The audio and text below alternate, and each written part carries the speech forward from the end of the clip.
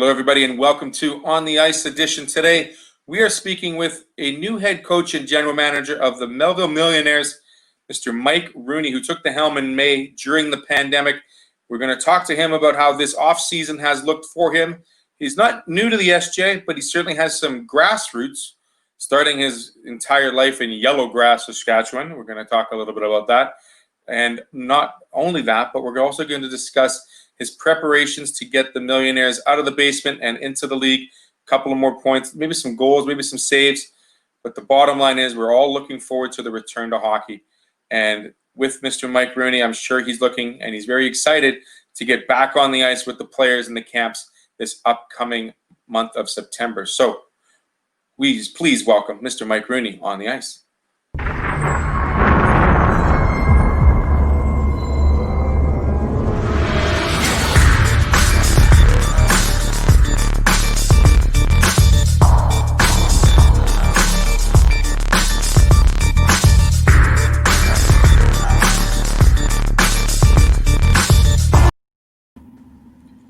Mr. Mike Rooney, thank you for joining me on the ice. How are we doing today?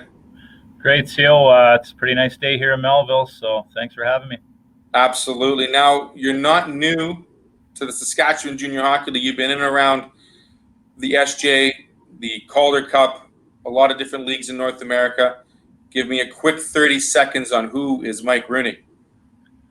Mike Rooney is still that 10-year-old kid that loves hockey, grew up in small town Saskatchewan, and you know what? Just lost my way in hockey. The SJHL has been kind of a big part of my life. I grew up being a Weyburn Red Wing fan. My dad was a bus driver for the Wings and the ASTV Bruins. However he did that, I don't know, big rivals, but he did that.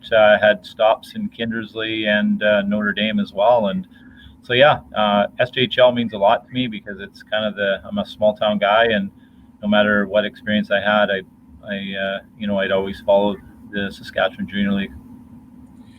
What enticed you to be entered into the hat and serve your name up as the head coach and GM of the Millionaire team? Well, you know what? I think, first of all, the roots and tradition. Melville has been known as a hockey community.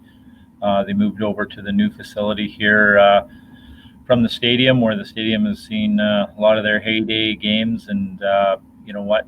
Early on in the new building here, they've had some good success. It's just been, as you know, junior hockey is cyclical, and they went on a little downturn and through some times. And you know what? The facility, the community, the small town feel, the opportunity just within the region, all those things just kind of met at the right time. Of course, with COVID coming in, it maybe changed my train of thought of what I was going to do. I was in Notre Dame doing skills work this past season, and looking probably primarily, to be truthful, looking to get back to scouting. But this came about, and you know what? The more I dug into it, the more interesting it became, and it's a real big challenge. But I'm enjoying it.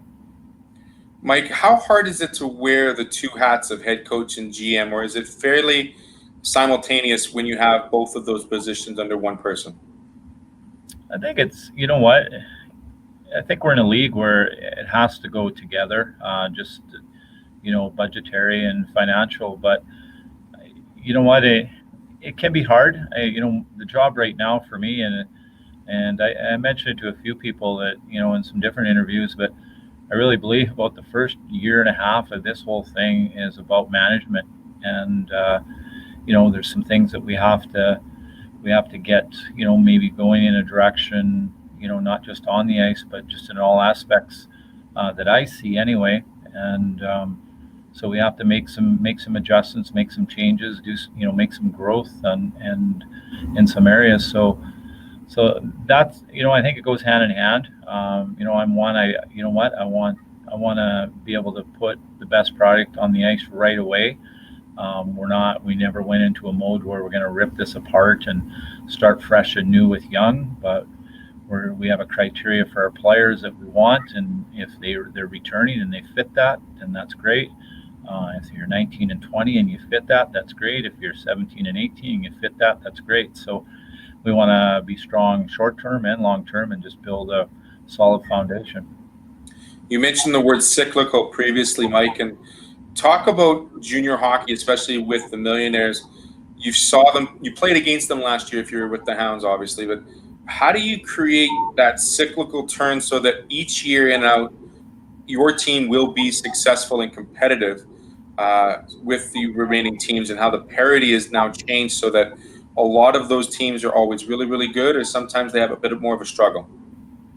Well, I think for this situation, or from what I see, starting with a good hockey department right away. I guess even before I got word that I was taking the job or having being selected, I had a plan in place and a group of people that as far as the scouting aspect of it and the player development part of it, they were going to be involved. And I think that as an avid fan, you don't see the spin off of that maybe year one, but what it does is it allows you the opportunity to bring in players, to identify players, build your 50-man player list, have a good draft year after year, and that's going to bring the stability. And you should only have little dips in your cycles.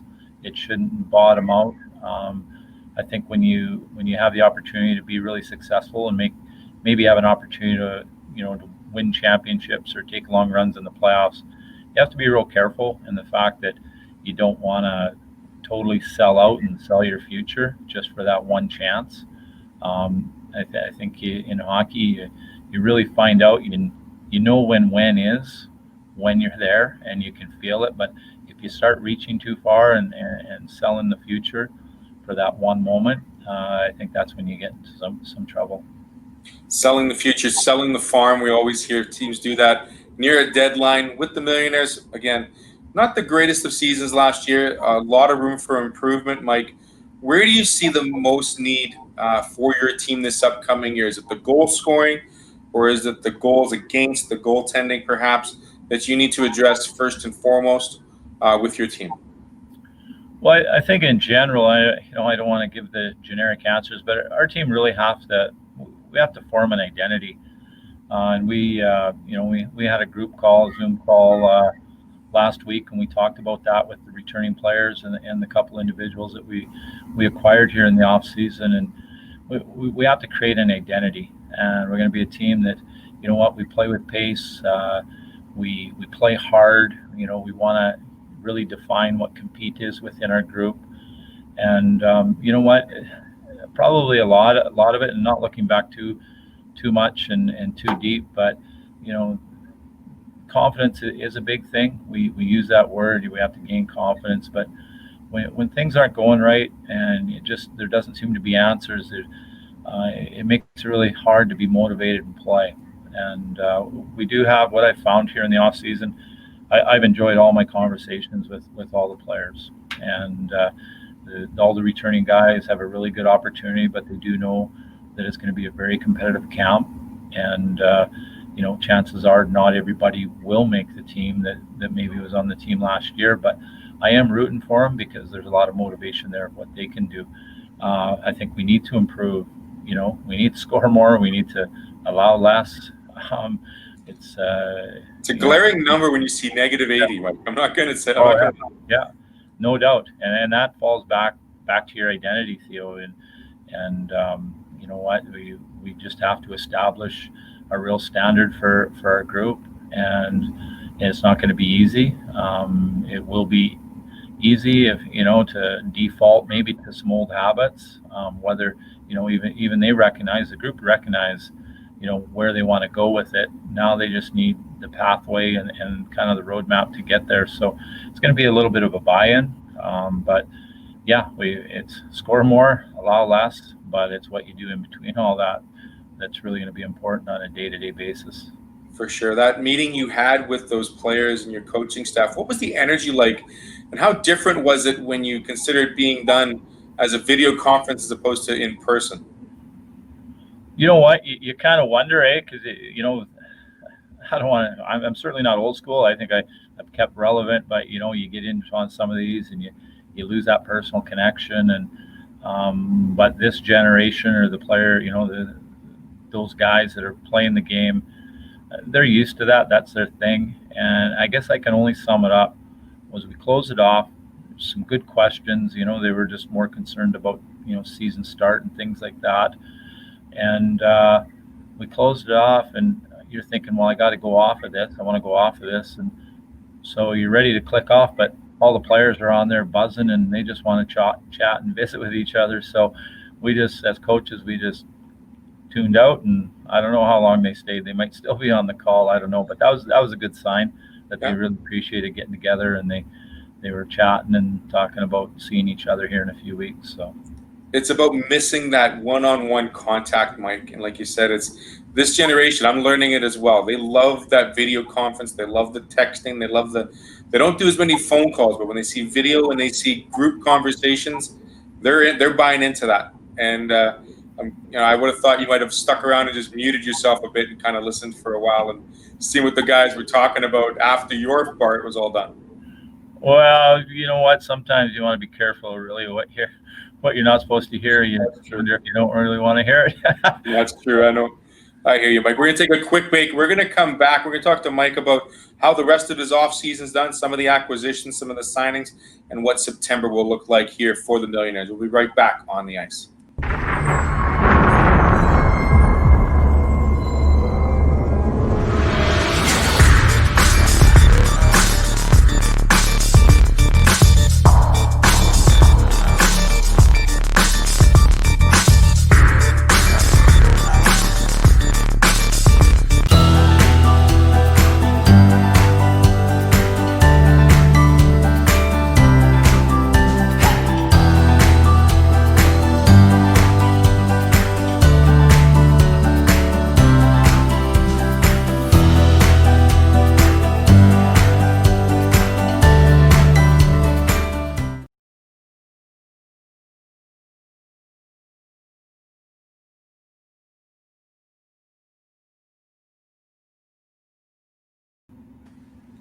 Back with Mike Rooney, the GM, head coach of the Melville Millionaires. Mike, on your website, it says that you're the talent evaluator, being around great teams, Calder Cup runs, again, like you said, other teams in the SJ.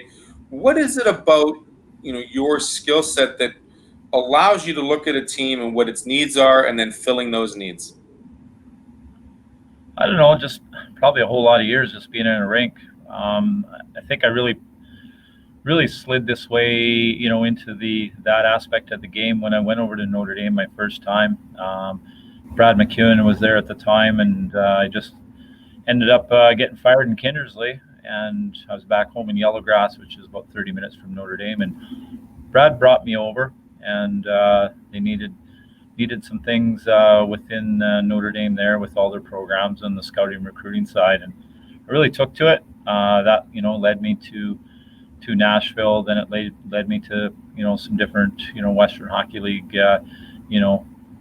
scouting positions, I suppose, in a regional aspect, and into Buffalo and those types of things. So it's always been a part of me. I guess I think when you watch hockey, or anybody watches hockey, they see the now and they see what a player is.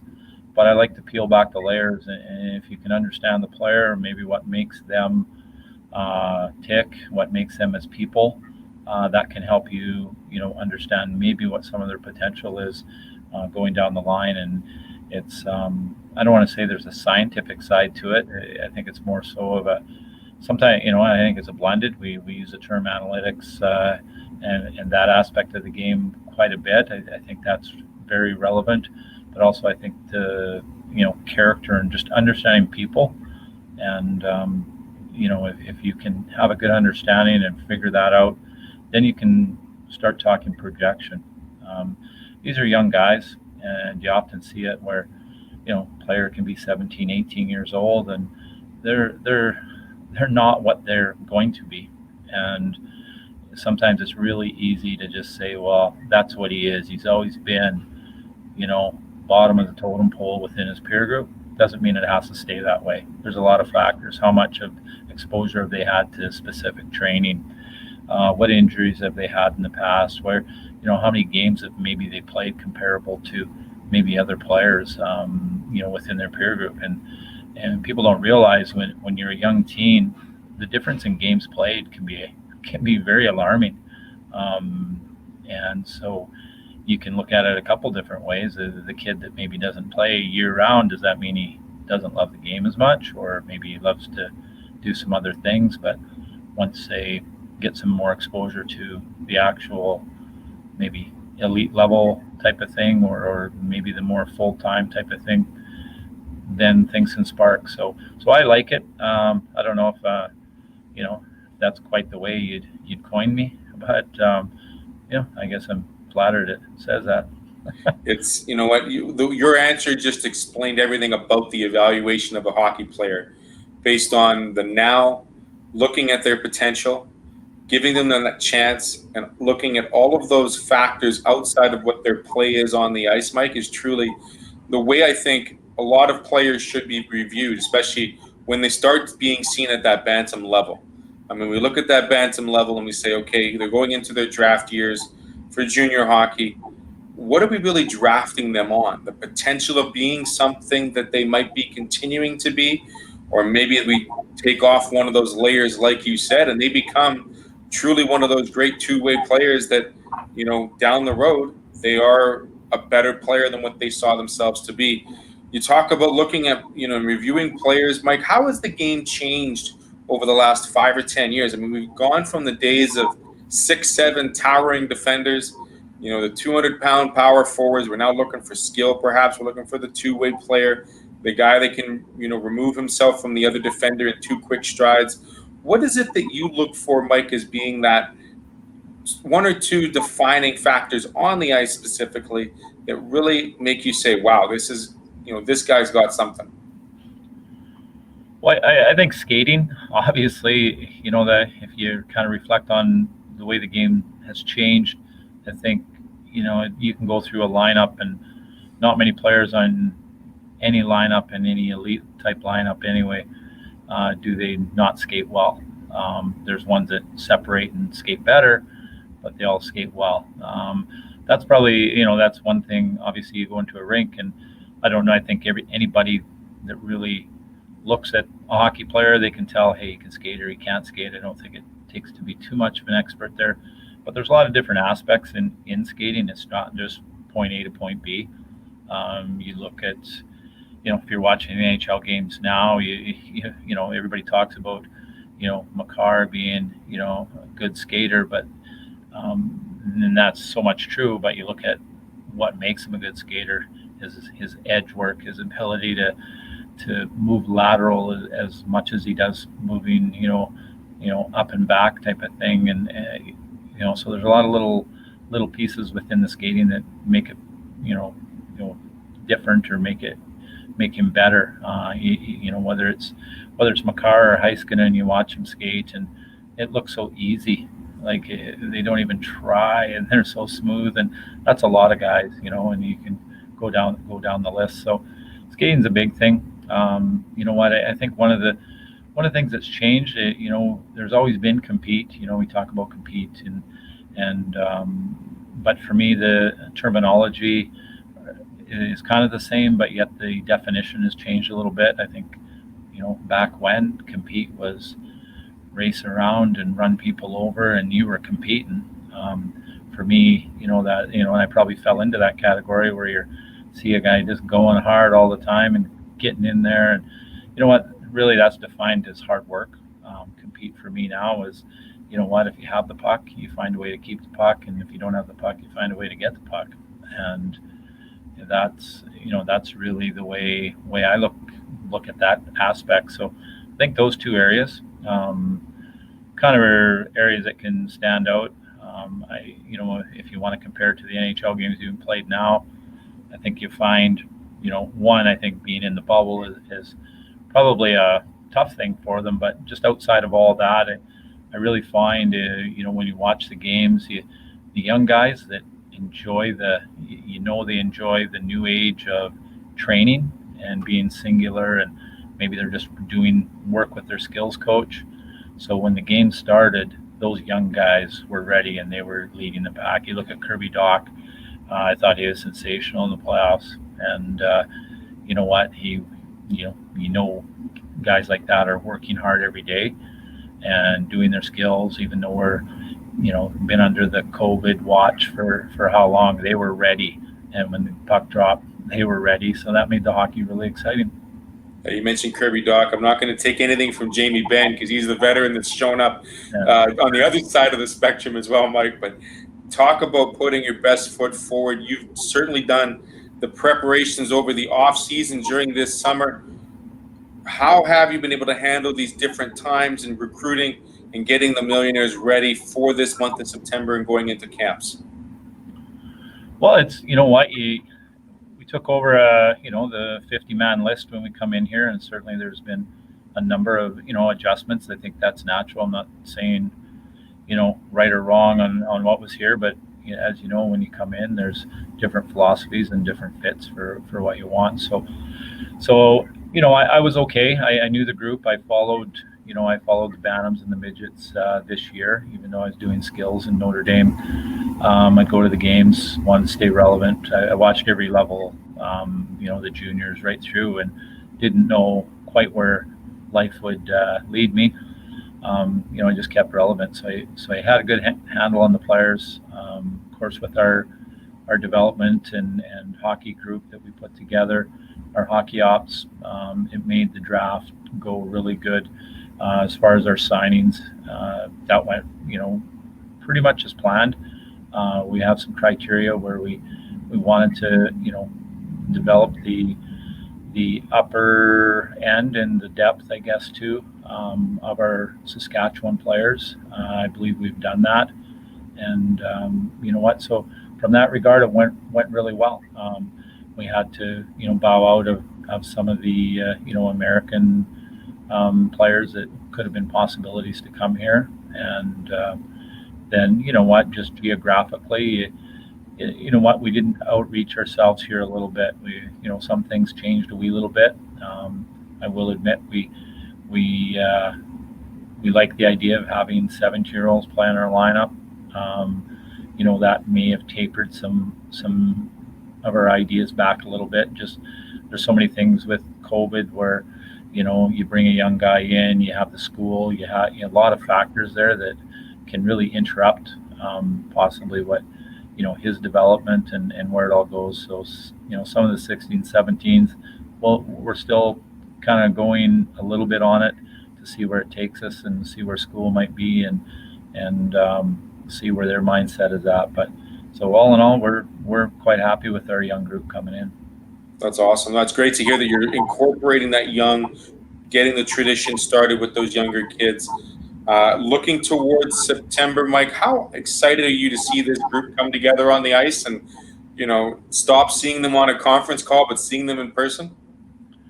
Yeah, I'm looking forward to it. I did go, I did get out and about, and I have met all our returning guys personally. And then our new guys will, of course, some of them personally, not everybody, just because of the way it's landed. But look forward to getting everybody together. We have camp that'll start September 11th. I guess actually the 10th, and then we get going on the 11th. So it's a it's a different concept of how we lay things out. It's going to be a little smaller than what we would typically look at doing. But once again, I'm really excited to see it all lay out. I know the games, that's some scheduling and some, things with, the Sask Health Authority and the SJHL and Saskatchewan Hockey Association still are working out details on how we return to play, meaning games.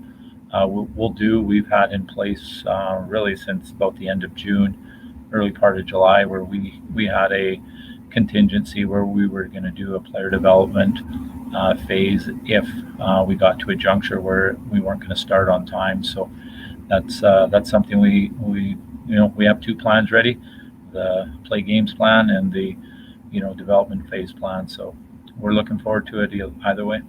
It's not a bad backup plan when you get the boys all together to improve and get some chemistry going, especially when you need to improve on last season. Yeah, no, you know what? And our feeling was they're going to have to train somewhere. You know what? And we might as well be together I think, I'm a father of three, and my youngest is just started university last year, but regardless if you're a young teen or a young adult, I think you got to try to maintain a typical lifestyle and do things, have something to look forward to, and be mindful that this is a serious thing with the pandemic. But at the same time, if we live properly and we do the proper things, we can still keep somewhat normal with what we're used to having normal. So I think that's good. I think just for their mental health, really, and I think it's good to have something to look forward to. Something to look forward to will be those games once they start in Melville. The big question on a lot of people's minds, not the players so much, but from the organization perspective and the league perspective, is spectatorship and how many spectators will be allowed in these rinks. Now, Mike, I know the players love to feed off the emotion of the spectators. I know that the town of Melville, just like every other Saskatchewan Junior Hockey League town, is looking forward to supporting their team. How important is it for the Millionaires to have fans in the stands when the season starts? Well, very important. If it was we can play but no fans, we don't play. Junior hockey can't operate. I guess the only alternative would be we would play if the players foot the bill, so to speak. But under those circumstances, we can't. We simply can't, and we won't go that direction because as much as a financial strain it is on we as a group, as a team, as a society, well, these players and their families are part of that society. There's crunch. Everybody's in a different situation. Even when we go into development phase, we bring them in. There is a small fee. It's something that we just charge back to the players in order to make this work, so we can just keep not incur any more expenses than we can handle without the fans and without the corporate sponsorship that we would normally have. So that's a plan that we can use on a short term, and which all the players and families have been fine with and excited about. That they still get to come to Melville as normal, but to get into the game and league play, it doesn't happen. There's just no way. It's not realistic. So, Mike, I'm going to ask you this last question before I let you go. Second last question, sorry. Define what would success be for the Melville Millionaires this upcoming season for you as the head coach and GM. Well, all things being normal and we get to play, being a very competitive team, be entertaining to watch, and obviously qualify for the playoffs, and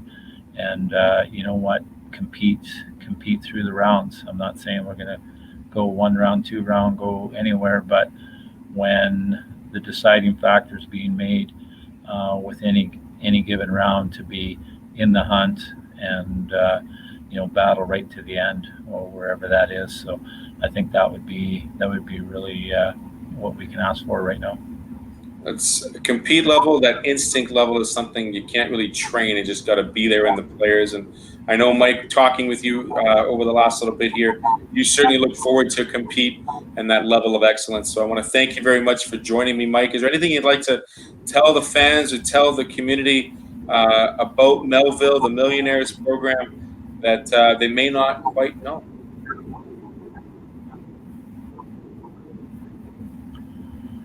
Well, you know what? Hopefully we rebrand ourselves here a little bit. It's been some lean years, but hopefully we can, offer that entertainment and be a real big part of the community. I know that's always can be a little bit of a typical phrase. It's always used within junior hockey, but we really want to do that.